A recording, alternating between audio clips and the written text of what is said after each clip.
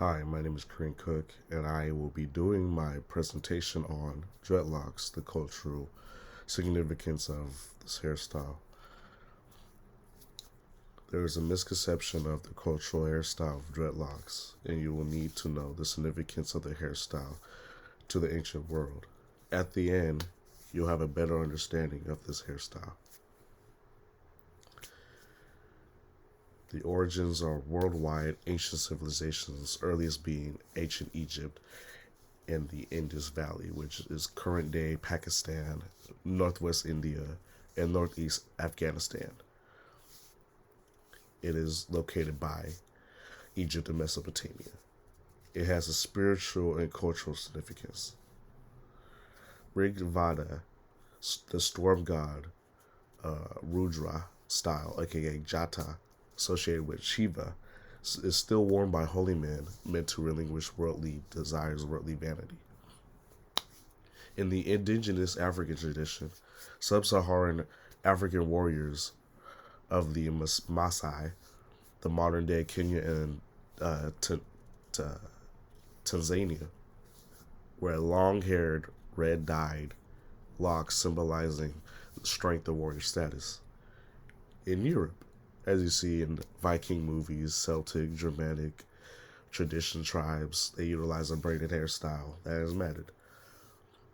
Rastafarians, as we all know, was smoked the weed, Bob Marley, made the hairstyle popular in the 20th century. I apologize, I'm a little sick. Imagine a hairstyle that is imaginable and acceptable throughout the world instead of being misunderstood and judged prematurely for how it looks or how it's presenting in some media as in hip hop, so to speak. And based on your hair type, you use a certain temperature of hair. For mine, I use lukewarm to wash it. You wash often, but not too much, or your hair will thin. If you use certain types of conditioner and certain soaps, it'll cause your hair to thin. Lather and rinse. Black people, we love to lather, even with, waves. And squeeze out your hair for no buildup. See, the thing with locks is people, like to say they look dirty and things like that. The most you'll deal with is, build up. You might get like a little cotton thing in your hair, stuff like that.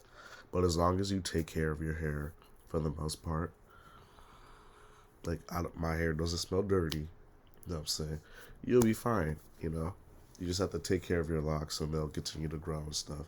And of course, there's different phases when you twist them depending on how you do it with gel and whatnot. The awkward phase where they're really short, they don't shrink. They don't fall down. It's a process and things, but you'll be proud of the end product. Like, trust me, if I was able to show pictures, my hair, the way it looks like now, did not look like that in the beginning. Blow dry it and let it dry outside. Now, I suggest that you completely blow dry because the sun can't completely dry it off, but this type of hair does need sunlight. You use oils when your hair is wet. Do not oil your hair, your scalp, and I do scalp. I do the ends and things like that. I even do my sides just so it gets to my roots. Hair. Do not do that while it's dry. That defeats the purpose. And dyeing hair could cause it to fall out. If you, which I got lucky because I dyed my locks when they were like this short. If you do that, then the potential of them falling out is increased. If you want really long locks like mine, which they get longer and longer almost every day, you don't want to dye your hair right away. Dyeing your hair costs a lot, as everybody knows. With dyeing your hair, if you constantly do so, can damage your hair. At the end of this, and at the end of the day, in order to respect the sharing of culture, it is to acknowledge it and build appreciation as every culture is golden. I hope I taught you something new about this Rastafarian hairstyle.